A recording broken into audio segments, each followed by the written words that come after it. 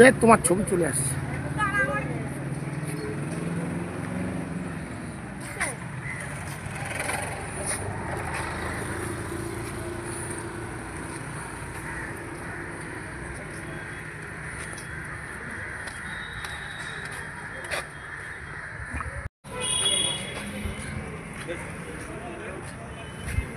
সাতটায় চলে এসছে কেন ওরা?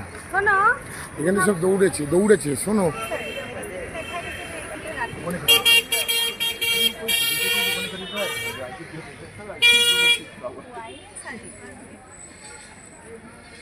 আমার কাছে আমি শুনতে চাইনি, তুই আমাকে নিয়ে আসবি না? ভালো হয়েছে।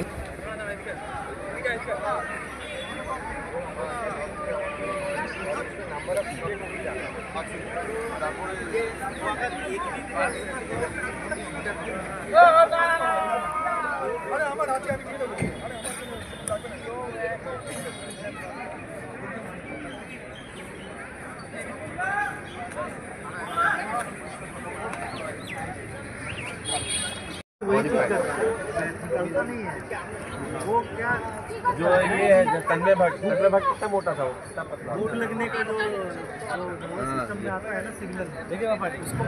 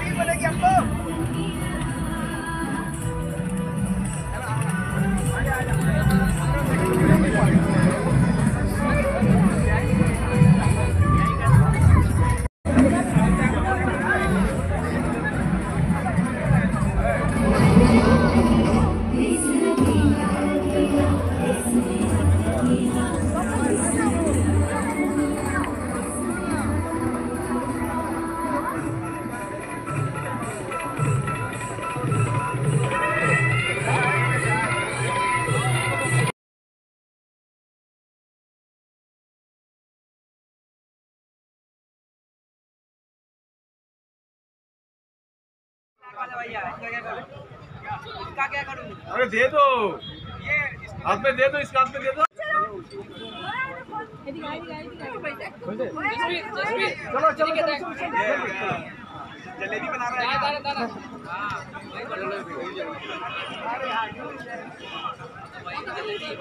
ठीक से एनर्जी लगा के आ रही है, जोर से। हाँ हो गया, ठीक है।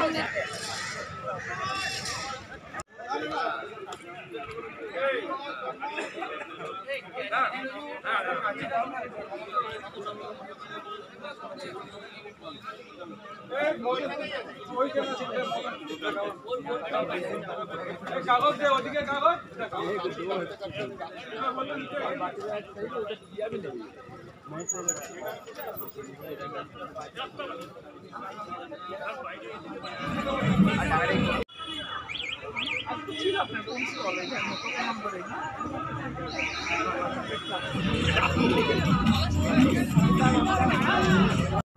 Jio science for a safe world. আপনারা সবাই জানেন যে নানান রকম কথাবার্তা হয় গ্লোবাল ওয়ার্মিং নিয়ে। গ্লোবাল ওয়ার্মিংয়ের মূল কারণ হচ্ছে কার্বন এমিশন। ঠিক আছে, এই কার্বন এমিশনটা কমানো দরকার। এটা আমরা যেমন আমাদের প্রধানমন্ত্রী নরেন্দ্র মোদীর যে একটা টার্গেট রয়েছে 2050-এর মধ্যে নেট জিরো, 2070-এর মধ্যে নেট জিরো করার, সেই রাস্তায় অ্যাকচুয়ালি সবাইকে সামিল হতে হবে। হ্যাঁ, এটা শুধু জিএসআই করলে হবে না বা শুধু সরকার করলে হবে না, জনসাধারণকে প্রত্যেককে এই দায়িত্ব নিতে হবে এবং তাদের তরফ থেকে যতটুকু করা সম্ভব সেটা করতে হবে। এটাই হচ্ছে আজকের দিনে আমাদের মেসেজ। এক্স্যাক্টলি। এবার এই সোলার বা ব্যাটারি এগুলো তৈরি করার জন্যে যে মাল মশলাগুলো দরকার, সেই মাল মশলা আমরা খুঁজে বার করার চেষ্টা করছি, এটা আমরা করছি। আর আপনারা কি করতে পারেন, যে পাওয়ার জেনারেট হয়, যার জন্যে আপনার এই ফুয়েল কার্বন এমিশন হয়, সেই পাওয়ার আপনাদের যতটা সম্ভব কম ইউজ করতে হবে। ইউ মাস্ট অপটিমাইজ, হ্যাঁ, এইটা জনসাধারণকে এই কাজগুলো করতে হবে। কি করতে হবে? আপনার বাড়িতে আপনি ইলেকট্রিসিটি কনজামশনটাকে যতটা পারবেন লিমিট করবার চেষ্টা করবেন। ইলেকট্রিসিটি কনজামশন আমাদের বিশেষ করে কলকাতায় আমরা মূলত যে সংস্থাগুলো থেকে পাওয়ার নিই, সিইএসসি এবং WBACB, তারা সব থার্মাল পাওয়ার জেনারেট করে। ঠিক আছে, থার্মাল পাওয়ার মানে কোল পোড়াবেন, কার্বন ডাইঅক্সাইড এমিশন হবে। তার মানে আপনি বাড়িতে যতটুকু কারেন্ট ইউজ করছেন তার জন্য পাওয়ার জেনারেশন হচ্ছে। আপনি কম ইউজ করলে পাওয়ার জেনারেশনটাও কম করতে হবে, মানে কয়লাও কম পুড়বে, কার্বন ডাইঅক্সাইডও কম যাবে অ্যাটমসফিয়ারে। Very simple. এটা নিয়ে আপনি জনসাধারণের উদ্দেশ্যে কি বার্তা দেবেন? এই তো দিলাম বার্তা। আপনার নাম? আমার নাম Asit Saha, director general of GSI. ঠিক আছে। আচ্ছা, মেন মোটোটা বলবেন। মেন মোটো আমাদের গেঞ্জি টি শার্টে লেখা আছে, Jio science for a safe world, right? আমরা এই ব্যাপারটা কেন বলছি, কারণ আমরা প্রত্যেকে জানি যে গ্লোবাল ওয়ার্মিং হচ্ছে, এবং গ্লোবাল ওয়ার্মিং নিয়ে সারা বিশ্বের মানুষ চিন্তিত। কিছুদিন আগেও বাকু আজারবাইজানে কপ মিটিং হয়েছে, তারপরে আমরা প্যারিস এগ্রিমেন্ট, নানান রকম এই ধরনের ইনিশিয়েটিভ রয়েছে এই গ্লোবাল ওয়ার্মিং কমানোর জন্যে।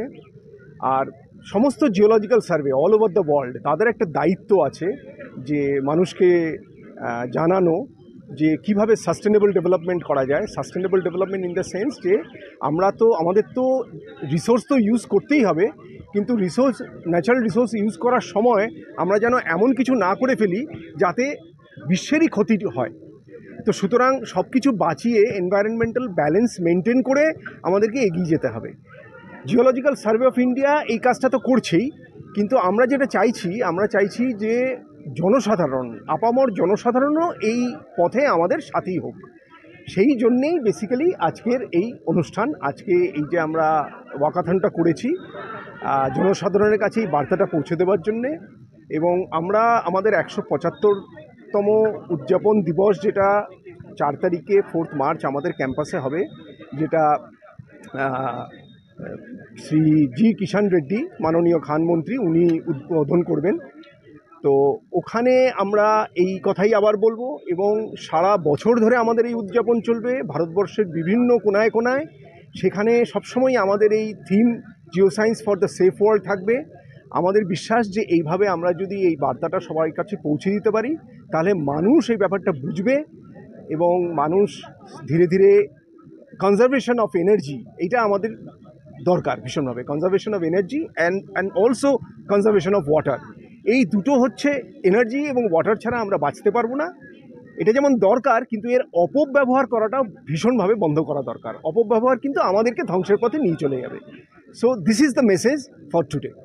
আজকে ওয়াকাথনে কতজন মেম্বার পার্টিসিপেট? 1200 কাছাকাছি। এবং এখানে আমাদের একটা লিমিট রেখেছিলাম, কারণ দেখতেই পাচ্ছেন যে উই ক্যানট আস্ক মানে thousands and thousands of people to come, কারণ একটা ক্যাপাসিটির প্রশ্ন ছিল, সেই জন্যে। Thank you.